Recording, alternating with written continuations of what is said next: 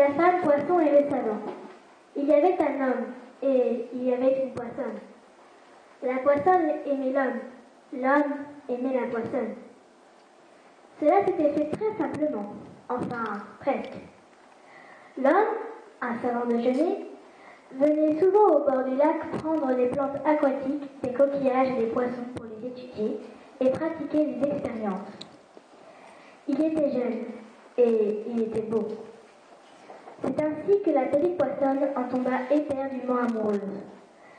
Les autres poissons, vexés d'être dédaignés pour un homme, ne l'appelaient plus que la femme poisson. Un jour, que l'homme plongeait son épuise dans l'eau du lac pour essayer d'attraper un coquillage, la jeune poisson sauta dedans et y resta. Le savant la trouva si jolie qu'il décida de la transformer en femme. Il le lui dit, elle frétilla de joie. Poissonne elle était, femme elle devint. Jolie elle était, ravissante elle devint. C'est ainsi que l'homme en tomba éperdument amoureux. Ils se marièrent donc. Il eut un fils, puis un deuxième. Ils étaient tous aussi heureux qu'on peut l'être. Pourtant, le savant avait un petit souci. La transformation de sa femme poisson, comme il l'appelait parfois, n'avait pas été totalement réussie. Elle avait gardé ses branchies en même temps qu'elle acquérait ses poumons. Aussi avait-elle souvent besoin de se retrouver dans l'eau. Ses fils étaient comme elle. Pour les appeler, l'homme avait pris l'habitude d'utiliser son don de télépathie. Sa femme n'était pas télépathe, mais ses fils l'entendaient et lui répondaient. Encore fallait-il qu'ils ne soient pas trop loin les uns des autres.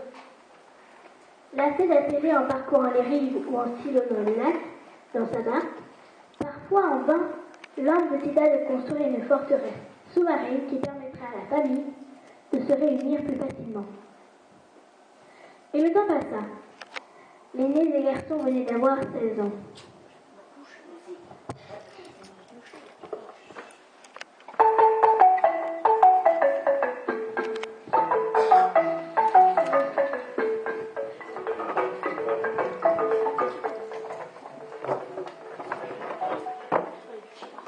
Un jour, en sortant du lac, la femme poisson vit le ciel s'obscurcir.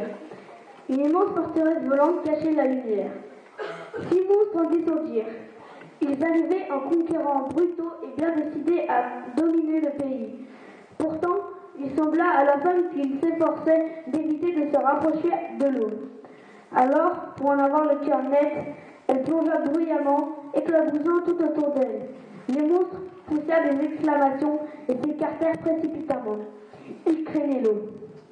La femme fit signe à ses fils qui la suivaient de retourner dans la forteresse sous-marine où ils s'enfermèrent avec soin. Ils avaient pour quelques mois des réserves de nourriture. Ils pouvaient donc attendre de voir venir. Les garçons essayèrent d'appeler leur père par télépathie. Ils ne purent le trouver. Il s'était sans doute réfugié dans son laboratoire, caché au fond d'une grotte difficile d'accès, hors d'atteinte des envahisseurs, mais hors d'atteinte aussi de leurs esprits. Cependant, si le père n'avait pas perçu ces appels par télépathie, les monstres, eux, les avaient entendus. Ils se mirent donc à l'écoute. Les garçons annonçaient que sa femme poisson attendait un 3e enfant, évoquaient la transformation de leur mère, demandaient à leur père de se cacher dans son laboratoire. Papa, maman attend un fils. Vite, cache-toi dans ton laboratoire. Cette nouvelle provoqua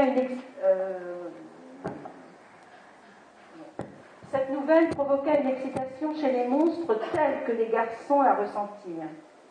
Ils cessèrent prudemment de chercher à joindre leur père.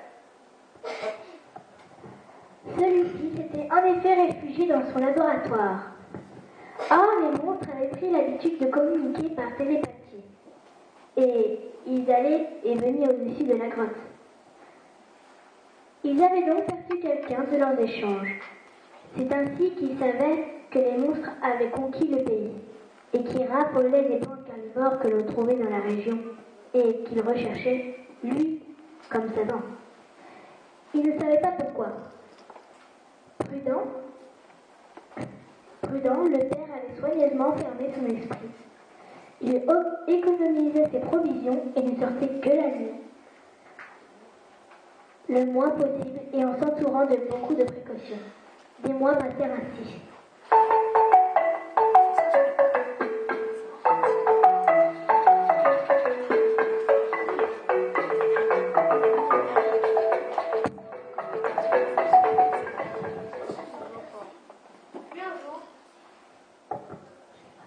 Puis un jour, alors qu'il rentrait dans sa cachette, l'homme se fit prendre par les monstres. Immédiatement, il fut amené sur la forteresse volante. Soudain, il poussa un cri de surprise. Il se sentait monter avec les monstres, s'aussi rire et dire fièrement: notre roi fait voler tout ce qu'il veut, sauf lui. Lui, c'est nous qui devrons le porter. Ils pénétrèrent dans la forteresse volante et le jetèrent aux pieds, ou plutôt aux pattes du roi des monstres. Tu as fait d'une femme une poissonne. Non, désolé. Tu as fait d'une poissonne une femme qui peut respirer dans l'air, dit le roi. Fais-moi, qui ne sais bien que dans l'air, bien sûr, un être capable d'aller dans l'eau et d'y respirer comme les poissons. Et donne-moi des ailes comme les oiseaux. Le père dit oui, mais il pensait non. Il fit semblant de chercher sans trouver. Il savait que tant que les monstres craindraient l'eau, sa femme et ses enfants seraient à l'abri. Mais ils devaient avoir fini leurs provisions dans la forteresse. Alors, ils allaient être obligés de sortir. Car évidemment, ils ne mangeaient pas des poissons ni aucun des animaux que l'on trouvait dans le lac. Les monstres avaient beau se fâcher, menacer, frapper, priver de nourriture ou de sommeil le père, celui-ci s'arrangeait toujours pour échouer. Cependant, à force de fouiller les buissons et les rochers autour de l'endroit où ils avaient pris le savant, l'un des monstres finit par trouver son laboratoire et toutes les notes que leur père avait prises et soigneusement classées. Il prévint le roi. Le roi vint immédiatement. Lui seul savait lire. Il fit enfermer le père dans une petite grotte qui se trouvait près du lac et se plongea dans la lecture des étiquettes sur les fioles et les boîtes et dans les notes prises par le père. Quand enfin il sortit du laboratoire, il avait des ailes et il se dirigea vers le lac et sans crainte il pénétra dans l'eau.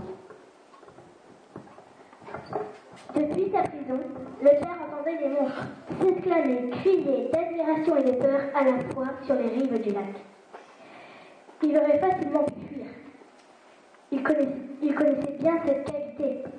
Elle comportait une aération qui s'ouvrait dans les buissons.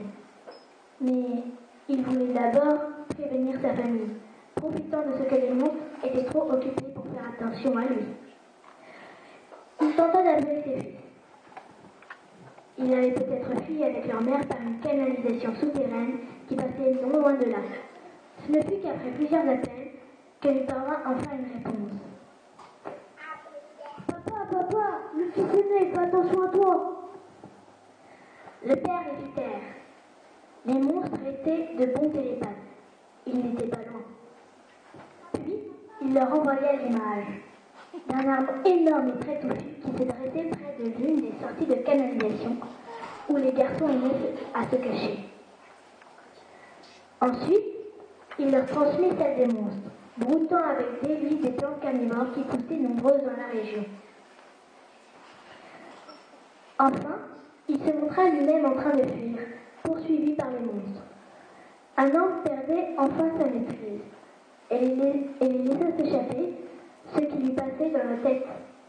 Il ne pouvait imaginer que ses pensées étaient destinées aux fils, qui croyaient terrés, morts de peur, avec leur mère et les nouveau-nés au fond du lac. Mais les garçons avaient compris les messages. Sans bruit, ils se dirigèrent vers la sortie indiquée par leur père. La femme poisson attacha son enfant sur sa poitrine avec son écharpe pour grimper plus commodément dans l'arbre. Quand ils entendirent les cris de colère des monstres suivis des longs martèlements de leur course sur le sol, ils sortirent prudemment. Firent sortir leur mère.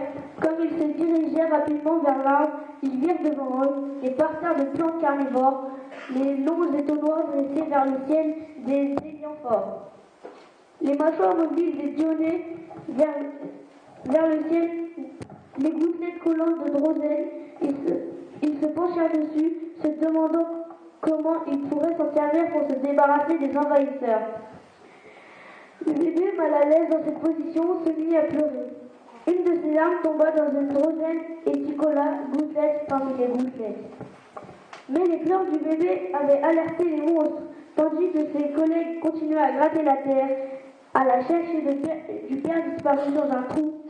Deux d'entre eux vinrent voir ce qu'il faisait.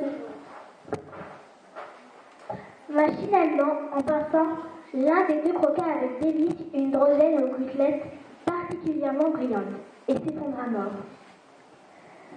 Son corps se dissout rapidement. Effrayé, l'autre monstre recula vers l'arbre, loin des plantes carnivores. Le garçon se tenait derrière le large tronc. Seule la mère et des pareux avaient eu le temps de monter. Mais elle était encore au milieu d'une branche. Elle n'avait pas eu le temps de glisser contre le tronc, là où les branches sont solides. Et ce qui devait arriver, arrivera. La branche cassa d'un coup. La mère tomba, serrant contre elle le bébé pour tenter de le protéger. Elle atterrit sur la queue des monstres qui poussa un grand cri d'agonie et mourut. Les garçons savaient maintenant comment vaincre leurs ennemis. Rapidement, ils relevèrent leur mère. Elle était un peu étendue, mais indemne. La queue de monstre avait amorti sa chute. Le bébé pleurait. Sa mère l'avait bien protégé, mais il avait eu très peur. Les frères recueillirent ses larmes et, tout en entraînant leur mère encore un peu secouée vers l'entrée de la canalisation, ils en répandirent sur les plantes carnivores. Puis, toutes les quatre plongèrent dans l'ouverture. Il était temps. Les monstres, en entendant le hurlement de leurs congénères, avaient abandonné leur poursuite du père, non sans avoir martelé le sol pour qu'il s'éboule dans le trou et ils enterrent l'homme. Ils étaient accourus. Ivres de rage, ils avaient vu les humains disparaître dans un buisson. Dans sa course, l'un d'eux passa tout près des parterres de Dionée, sa queue en balaya quelques-unes et il s'effondra à son tour mort. Les deux autres affolés se retournèrent brusquement. Depuis leur trou, les fils, une pioche à la main pour l'un, une grande faux pour l'autre, virent une queue passer. Ils frappèrent de toute leur force. Un quatrième monstre mourut. Ils finirent de couper la queue et sortirent du trou en la brandissant comme une arme. Mais le cinquième monstre, terrifié, s'enfuit loin. De l'autre côté du lac, les garçons recueillirent quand ils pleuraient des larmes de l'enfant et se glissaient tantôt l'un, tantôt l'autre, dehors pour en déposer dans les plantes carnivores. Mais ils ne pleuraient pas souvent. Il y avait beaucoup d'endroits où poussaient les plantes.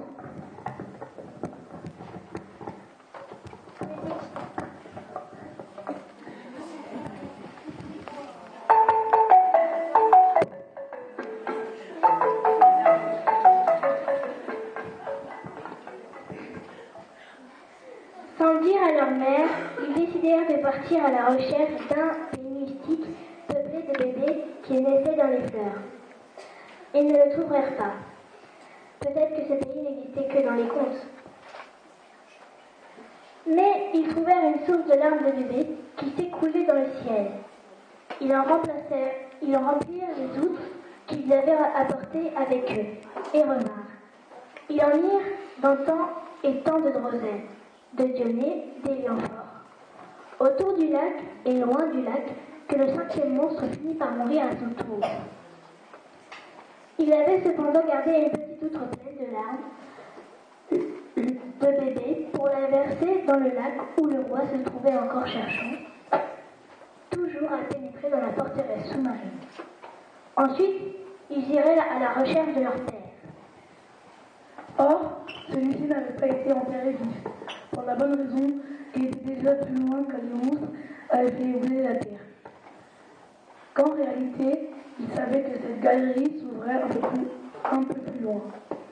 Il savait aussi que la forteresse volante était pleine des œufs des monstres, et que ces œufs étaient prêts d'éclore.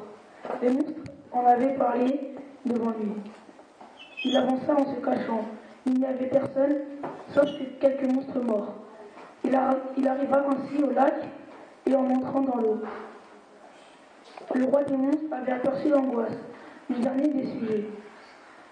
Inquiet pour lui-même, pour ses œufs, il commençait à remonter pour aller se réfugier dans la forteresse volante, à l'abri des objets piquants, tombants et surtout des larmes de bébé. C'était bien ce que je redoutais le père. Il se jeta sur le dos du roi des monstres, comme celui-ci sortait de l'eau. Le roi replongea pour tenter de le noyer. L'homme retenait sa respiration et s'acharnait sur les ailes. Il le vit, pas placé comme il était. Ses fils versaient l'outre dans le lac. Mais le monstre, lui, les vit très bien et compris. Il s'envola d'un coup, luttant pour atteindre son abri aérien. Déjà, il entendait les appels des petits prêts à naître dans les œufs. Mais le savant connaissait le point faible de ses ailes. Leurs attaches n'étaient pas très solides. Il tira, tordit, et finalement en arracha une, puis l'autre. Le roi des monstres tomba dans le lac. Son corps se dissout rapidement. Alors, la forteresse que plus rien ne soutenait tomba à son tour et alla se dissoudre avec tout ce qu'elle contenait dans l'eau assaisonnée aux larmes de bébé. Le père crut se noyer, mais il découvrit avec surprise et soulagement qu'il respirait à l'aise dans l'eau comme sa femme et ses fils. Depuis ce temps-là, la famille vit tranquille et heureuse au bord du lac. Comme avant, ils ont seulement diminué le nombre de plantes carnivores, au cas où il existerait d'autres monstres gourmands de cette étrange nourriture. Et la famille compte un enfant de plus fille ou garçon, je l'ignore. J'ai couru très vite jusqu'ici pour vous raconter mon histoire folle. Musique. Actuel,